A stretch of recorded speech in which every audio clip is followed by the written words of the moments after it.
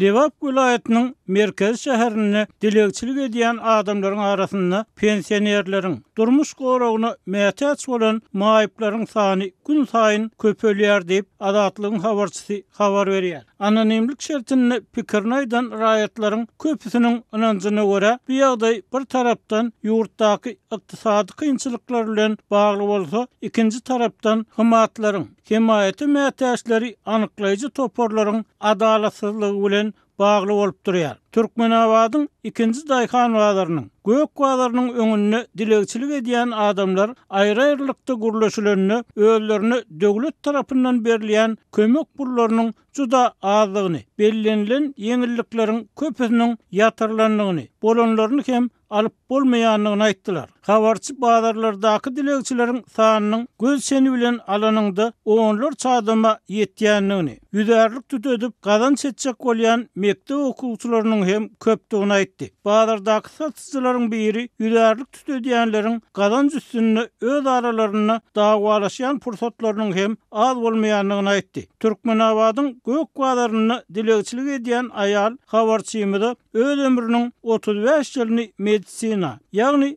saglygy saklaýyş işine berenligini, pensiýa çykyp ýaşy bir çene ýetenini ýeki galanlygyny görüň berdi. Hirgedek pensiýa kitapçamy açanymda Uly Berdimuhammedowyň aýdan sözlerini okap siýasatçylar adamlaryň garnyny diňe ýalanlar bilen doýurjak bolýarmyka diýärin. Diýip garryny Gurbanuly Berdimuhammedowyň ömrüniň köp bölegini zähmet çekip onuň hödüýerini görmeli ýaşa ýetenine her bir raýatyň eli uladan ýerine ýetmelidir diýen sözlerini sitirledi. Şeýle-de ol pensionerleriň, maýyp adamlaryň durmuş, ýaşaýyş şertleriniň 2017-nji ýyldan başlap has agyrlaşanlygyny aýtdy. Döwletiň muht berýän dermanlarynyň sany azaldyldy. Kommunal töleg boýunça ýeňillikler diňe birinji topar maýyplara berilýär. Aziya oýunlaryndan soň şeýle agyrlyklar başlandy. Diýip pensioner ene Aşgabatda 2017-nji ýylyň sentýabryny söwüş sunat boýunça ýapyk günalarda geçirilen halkara sport çärelerini nazarda tutup aýtdy. Habarçy bilen aýry-aýrylykda gurulşan raýatlar problemanyň düýbüniň hymatda, ýagny himayeti mätäçleri anyklaýjy toparyň işindäki adalatsızlyklarda görýänliklaryny aýtdylar. Hymat korumpirlenen topar, birinji topar maýyplyk statusyny almaly adamlar hymata para bermeýänligi üçin ikinji, hatda üçüncü topar maýyplyk derejesine alýarlar. Sol bir wagtda uly meçberde pensiýa almak we lgotlary almak itileýänler sol statusa munasip däller hem birinji derejeli maýyplygy alyp ýörler. Bazarda oturan pensionerleriň aglabasy ikinji we üçüncü topar maýyplar. Ýöne olaryň köpüsi birinji topara degişli. Diýip Adatlygyň söhbetdeşi döwlet edaralarynyň adamlaryň sadalygyndan, kanunçylykdan gowy baş çykarmazlygyndan bir kanun peýdalanýanlygyny öňe sürdi. Onuň sözlerine görä, degişli işgärler pensiýalary kesip ýa-da olary kanun esasynda goşulmaly prosentler goşman pul tygşytlaýarlar we ýyl ahyrynda 13-nji, hatda 14-nji aýlyklaryny alýarlar. 13-nji, 14-nji aýlyklaryň berilýänligi hakyndaky maglumaty Türkmenabadyň şäher häkimligindäki çeşmek hem tasdik etdi. Dilekçileriň köpelmegi, ikinji daýhanwalarynyň satyjysynyň aýtmagyna görä, käte häkimiýet wekilleri bilen ýöneköy adamlaryň arasynda gapma garşylygyň dörmegine hem sebäp bolýar. 23-nji maýda yerli polisiýa işgäri elini serip oturan erkegi diýip bazardan kowdy. Ýogsa bazar problemalaryna daxyly hem ýok. Ol 3-nji kwartalyň uchastkowy. Garry adamy wagşylarça depip ýoluň ortasynda porta oturma, gümüňi çek şu taýdan diýip ýaşuly adamyň üstüne gygyrdy. 18 ýaşlaryndaky bir oglan bu ýagdaýa nägileligini bildirjek boldy welin, sen köp bilýärmiň, häzir edara alyp giderin diýip oňa haýbat atdy. Lewap vilayatynyň maýyplar we garrylar öýündäki çeşme adatlygy bu edaranyň ýedeginde saklanýan garrylaryň at solýanlygyny aýtdy. Başlyk we işgärler hökümetiň goýberýän ujypsyz pet hilli önümlerini hem ogurlaýarlar. Açlygyna çydaman gygyrýan garrylaryň sesinden ýaňa ýüregiňe iňe çümen ýaly bolýarsyň. İşgärleriň käbiri agysyna çydap bilmän olaryň naharlaýar.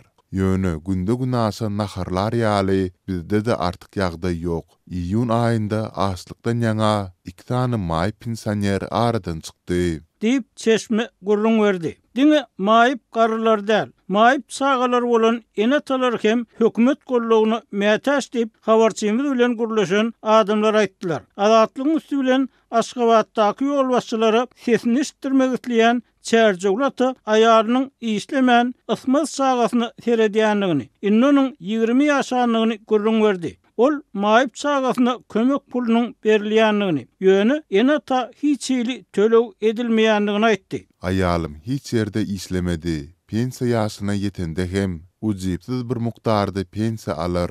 Bu bir adalatsızlyk. Eger döwlet öz raýatlaryna eýe çykmaýan bolsa, onda döwletiň näme peýdasy bar? Diýip çärjegul aty Azatlyk aýtdy. Azatlygyň habarçylary mart aýyna ýurtdaky maýyplaryň öýler üçin aýratyn şertleriň döredilmezliginden nägile bolýanlyklaryny habar beripdi. Yurtda döwrewap saglyk hyzmatlaryny hödürleýän täze hastahanalaryň ýygyderli gurulýanlygyny aýdýan häkimetler ýöneköy adamlaryň kynçylyklary barada habarlary düşündürüş bermeýär.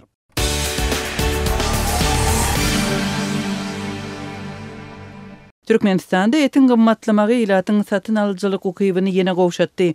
Bazarlarda etin narhy ýokarlanýarka döwlet dukanlarynda ardan bahadan et önümleri satuwdan aýryldy. Bu ýagdaý ilat köpçüliginiň azy üçünçüligi bilen bagly aladalaryny ýene-de güýçlendirdi. Ahal vilayatynyň ýaşaýjylary yerli döwlet dukanlarynda et önümleriniň bir aý bäri tapdyrmaýanlygyny gurrun berdiler. Häzir koyun we sygyr etiniň bahasynyň gymmatlamagy adamlaryň ardan, ýagny öň 1 kilogramy 50 manatdan satylan eti ulusleg bildirmegine sebäp bolýar. Emma beýlet hiç bir et dukanlaryny bazarlarda döwlet bahasyndan tapdyrmaýar. Häzir sünk almakçy bolsaňam, ýagny çagalara sünk kasyp çorwy direýin diýseňem 1 kilogram sünk 50-60 manatdan satylýar. Diýip ahally ýaşaýjy gurrun berdi. Şu gün vilayatyň bazarlarynda etiň ortaça bahasy 1 kilogramyny 90 manat. Adatlyk bilen söhbetdeş bolan ýene bir ýaşaýjy öz maşgalatynda adatça arzan towuk buğdundan gyzgyn nahar bişirilýänligini, sygyr ýa-da goýun etiniň bolsa hepderediňe bir gedek iýilýänligini aýtdy. Emma onuň sözlerine görä etin gymmatlamagy maşgalany bu mümkinçiliginden hem mahrum edipdir. Çağalar öň hepdere bir sapar etli nahar iýen soňlar haçan etli nahar bişer diýip soraýarlar. Emma alýan aýlygymda häzir et satyn alyp bilmeýäris. Bolmasa yarım kilo et alaýjak diýip azyk satyn almagy gidenimde yarım kilo ete de pulum ýetmeýär diýip çağaly ene gurrun berdi. Ilatyň satyn alyjylyk ukybynyň peselenligini bazardaky satyjylar hem belliýärler. Olar soňky döwürde az mukdarda, ýagny 300-500 gramdan et satyn alýanlaryň sanynyň köpelenligini aýdýarlar. Ýene bir maşgala başy azyk önümleriniň gymmatlamagynyň uly alada döredýänligini, gününi zordan görýän maşgalalaryň iýmitlenmek mümkinçiliginiň uly hatar astyndadygyny aýdýar. Ýoldaşym bilen 2 bolup isläp çağalaryň iýjegini ýetirip bilemzok. Bize geçen ýyl hem agyr düşüpdi. Pulumuz ýetmän, hatda pomidor satyn almagy mümkinçiligimiz bolman, tamat hem ýapyp bilmändik. Ýyl-ýyldan halkyň güni agyrlaşýar. Aylyk iýmete ýetmeýär. Diýip ahally ýaşaýjy gurrun berdi. Azatlygyň habarçysy döwlet dukanlarynda öň arzanladylan bahadan satylan et önümleriniň sowdasynyň besedilmeginiň sebäplerini anyklap bilmedi. Dukançylar haçan arzan et gelir diýip sorasaň basym gelir diýip anyk jogap aýdyp bilmeýärler diýip habarçy belledi.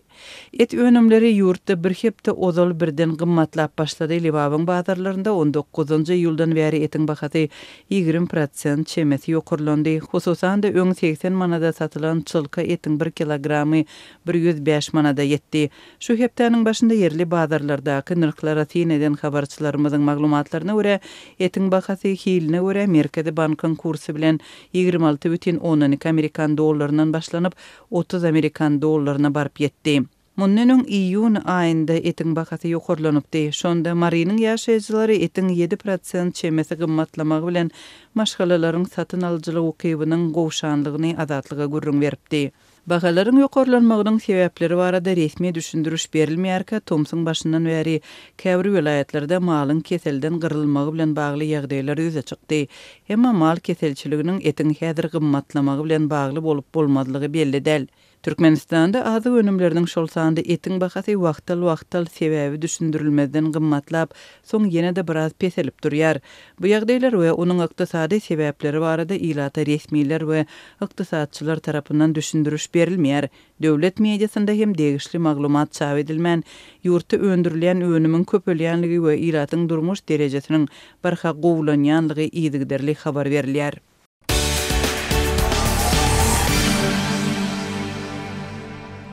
Ukrainanyň prezidenti Volodymyr Zelenski korrupsiýa garşy görüşýän iki guramanyň garaşsyzlygyny gaýtadan dikildýän täze kanun tatlamasyny ýurdun parlamentine hödürledi. Mundan öň bu guramalaryň isini çäklendirýän dawaly kanunyň kabul edilmegi ýurt boýunça uly protestlere sebäp bolupdy. 20 iyulda Zelenski tarapyndan gol çekilen öňkü kanun korrupsiýa garşy görüş boýunça Milli Bürowynyň, ýagny NABU-nyň we korrupsiýa garşy ýürütilistirilen prokuraturanyň, ýagny SAP-yň ýokary derejeli parhorluk işlerine garşy görüşmäge mümkinçilik berýän hukuk kepilliklerini düýpli çäklendiripdi. Kiýewde we beýleki ýeri şäherlerde geçirilen 2 günlük köpçüliklen protest aksiýalaryndan soňra şeýlede Ýewropa hyzmatdaşlarynyň tanqidlerine jogap hökmünde Zelenski 24 iýulda täze kanun tatlamasyny Rada hödürledi. Täze tatlama korrupsiýa garşy edaralaryň ähli hukuk yktyýarlyklaryny we garaşsyzlyk kepilliklerini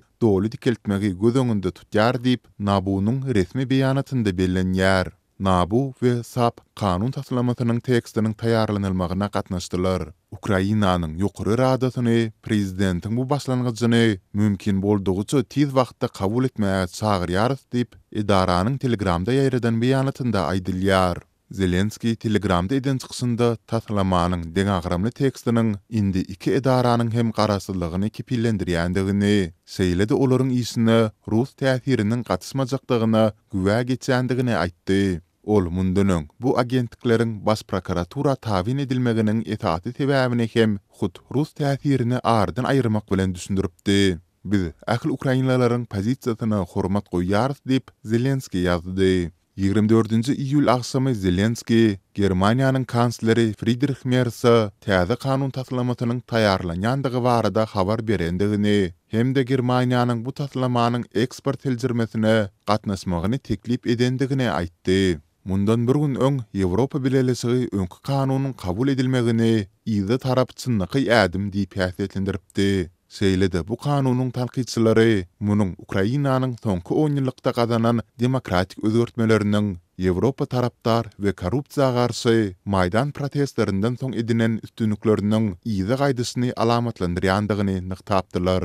Germaniýa kanundaky ütkeşmeleriň Ukrainanyň Ýewropa Birleşigine tarap ýoluna päsgelçilik döredýändigini aýtdy. Ýewropa Komissiýasynyň prezidenti Ursula von der Leyen hem Ukrainanyň korrupsiýa garşy guruluşlaryna girdilen bu ütketmeleriň bolup biljek ýany netijelerine uly alada bildirdi. Soňky günlerde Russiýanyň Kiýewe garşy amala aşyrýan giňgerimli howa hüjümlerine garamazdan ýüzlerçe Ukrainaly paýtagtyň merkezinde ýygnanyp kanuny veto goýulmagyny talap etdiler. Protestçiler kanunyň howlukmaç kabul edilendigini we hökümete ýokary derejeli korrupsiýa derňewlerine gatnaşmaga ýol açýandygyny aýtdylar. NABU döwlet edarlaryndaky korrupsiýa bilen baglanyşykly derňewleri alyp barýar. SAP bolsa korrupsiýa bilen bagly jinaýat işleriniň prokuratura gözegçiligini üpsün edýär.